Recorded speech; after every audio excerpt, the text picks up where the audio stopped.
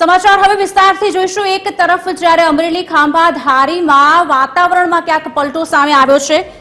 બગસરા વડિયા સહિતના ગામડામાં વરસાદ જોવા મળ્યો છે। નાના વિસાવદર, ખડાધર, મોટા સમઢિયાળા સહિતના ગામોમાં વરસાદ, ત્યારે બગસરાના સુડાવડ અને મોટા મુંજેસર સહિતના ગ્રામ્ય વિસ્તારમાં વરસાદ જોવા મળ્યો છે।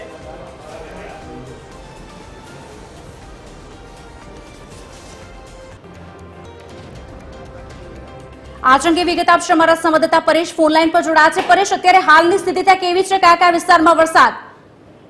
जी बिल्कुल, अमरेली जिल्लामां जे वातावरणमां पलटो जोवा मळ्यो छे, त्यारे अमरेली जिल्लानुं जे खांभा, धारी, जे गीर पंथकना गामडाओमां वातावरणमां पलटो आव्यो छे।